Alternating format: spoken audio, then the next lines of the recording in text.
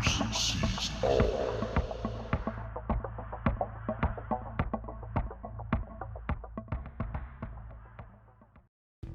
Well, hello everyone. Thanks so much for stopping by. There's a former NASA scientist. Everyone's going to be talking about it. So I say, why not do my part and tell my community in case you guys didn't get a chance or don't have the chance to check the news. Right, let's get to it. A former NASA scientist says they found life on Mars apparently in the 1970s. I think July 30th would have been the exact day, end of month that Gilbert V. Levin says, and he was principal investigator on a NASA experiment that sent Viking landers to Mars in 1976. There's a published article in the Scientific American Journal last Thursday arguing the experiment's positive results, because there were four tests. They were all positive results, and it was proof of life on the red planet. So, that's what they're saying. In the experiment, the Viking probes placed nutrients in the Mars soil samples. If life were present, it would consume the food and leave gases, traces, and of its metabolism, so they say, which radioactive monitors would then detect.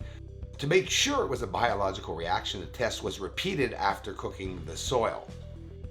So here's the thing. NASA concluded that the LR had found a substance that was mimicking life and that it was not life. This is what Levine said in his article. Inexplicably, over the 43 years since Viking, none of NASA's subsequent Mars landers has carried a life detection instrument to follow up on these exciting results, including the one coming up in supposedly 220 or whenever. The Mars lander will not contain a life detection test, Levine wrote in the Scientific American article. This is where I got it. So they say strong winds and relentless. They say the Martian winds. But just the other day, they're hearing sounds of wind in the microphones, right? That's what I saw myself. Surface winds on Mars, they say, typically move about 16 to 32 kilometers an hour, 10 to 20 miles per hour. The Viking landers measured speeds, supposedly, up to 113 kilometers, which is 70 miles per hour.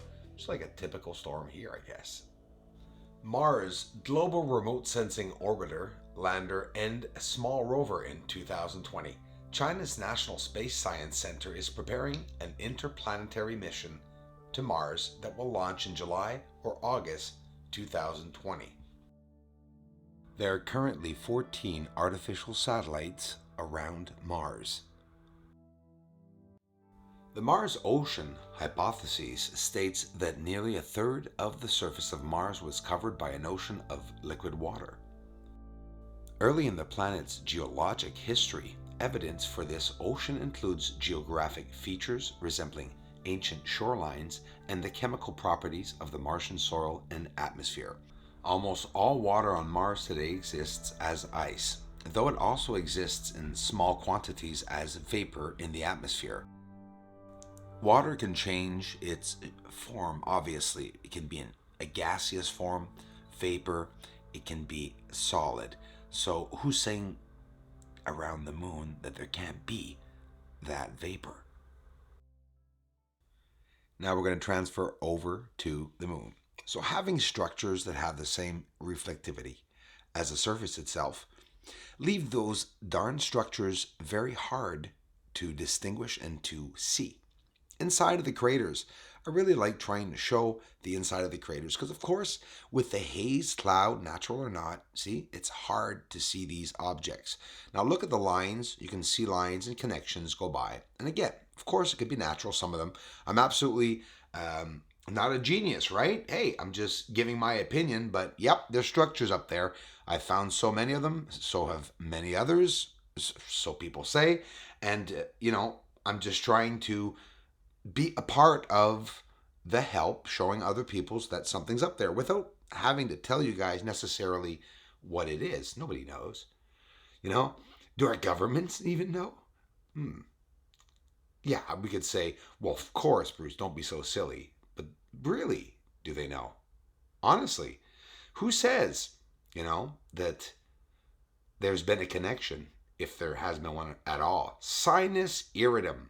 Love seeing the craters behind it. But look at the supposed craterlets, that's what they call them, that are at the back, and you can just see an abundance of them. So say to yourself, if I was closer and had more megapixels, whatever, the quality, upping the quality, you wouldn't believe how many craterlets are on the surface. You hear NASA say it all the time, and people that don't show their work but that have big telescopes always say the surface is filled, it's riddled, it's like it was bombed, right? There's craters, supposed craters everywhere. Well, if you're over New York or looking at New York from space, well, are you going to think that they're craters side by side too? I mean, we're far away, right? We got to give it some. I think the moon is closer because of the vapor that is around the moon and how much vapor is outside when a full moon is exposed. It's just absolutely incredible. Yeah, it plays with the tides. I definitely believe it. Buildings or structures? Well, I won't say buildings. Don't want to offend anyone. But yeah, it could be constructed objects. They're connected together. I've even thought of, hey, reservoirs. Who knows? This is a major finding, and I'm going to show you guys the lit up spots. You see those lit up areas? That's what's obstructing us, amongst many other things. But in general, right, the white spots are blocking us from seeing the surface. It's not pleasant. We're looking at a jumbled up, cloudy surface, some say, but in reality, no. There's in the center green area. There's nothing cloudy. There's around the structures. There are clouds. Maybe these structures are elevated over top of the smoke, and that's why we're seeing the tops of them. Obviously, check this out. This is Mare fecunditatis. Why are we seeing it this way? Keep looking into the white area. I'm just showing you that. Look, one of these white areas where it's all covered, we're actually seeing some definition around and, some shapes and forms. And there it is at the back behind Mare fecunditatis. We can absolutely see that some of these objects that are lit up, these areas, have a lot of jumbled up structuring, natural or not, that's all I'm saying, inside of the craters. But even that's hard to see. So when you start seeing them, well, at least it gives us an idea of what's down there on the surface. You're always seeing a flat surface no matter where you look on the surface. The surface of the moon is not flat. And don't forget, it hasn't been that long that NASA themselves have said that there's a lot of elevation, and not just elevation, but descending levels on the surface. You know how low they can descend? Some of the levels on the moon? Probably about 10,000 kilometers. Guys and gals, that's a lot of space, okay? So think of it, 10,000 kilometers. I mean, if something's in the depth, 10,000 kilometers on the surface and under the hazes and smokes, no way in heck is anyone going to see it. That's for sure. A lot of lights. They talk about NASA themselves, transient lunar phenomenon behind Plato crater. Plato crater, top left. No need for introduction. The brightest crater right there. Not the big one, just the second one behind Plato crater. You can see some bright light there, and it's a transient lunar phenomenon. Fire. That's basically some kind of source anyways. But look at this circle. It's always there, guys. You have to go back, those of you with telescopes, that circle there, we'll just see it quickly inverted just so you can see it a bit more. Why? Because it just brings out the details a little bit more. You'll see the circle a lot more. I don't know if you can still see it. Beside Plato crater, there is a circle there. It's actually a perfect circle, whatever it may be. I don't know. But here, well, actually, hold on. We'll go up to the Terminator line, and that's what we're seeing as we're coming up here. Beautiful greens all the time on the surface. Depending on your monitor, of course. Some people don't see the colors in my videos. I just learned that recently. And, for whatever the reason, I guess monitors or computers can be different. So watch this. We're going to go to the invert. Look at that at the back. It's incredible. There. The inverted shot. And just take a look at the circle that we can see there again.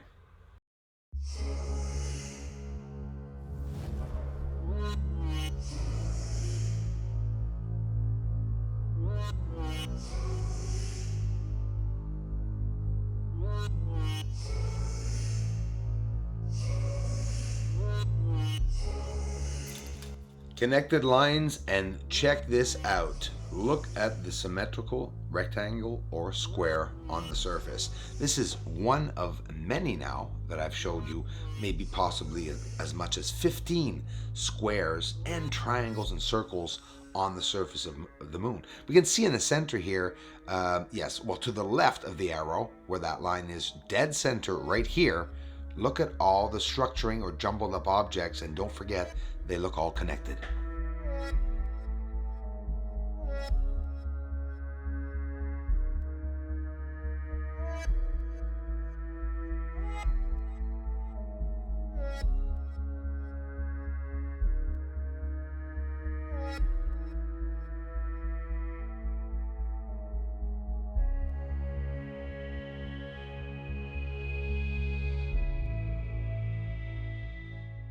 This is my mailing address. Aliens are the moon. Aliens are the moon. And they're mining really up there. And they're mining on the moon. Aliens are the moon. Aliens are the moon. There's fire really up there. And they're mining on the moon. Aliens are the moon. Aliens are the moon. They may be coming soon.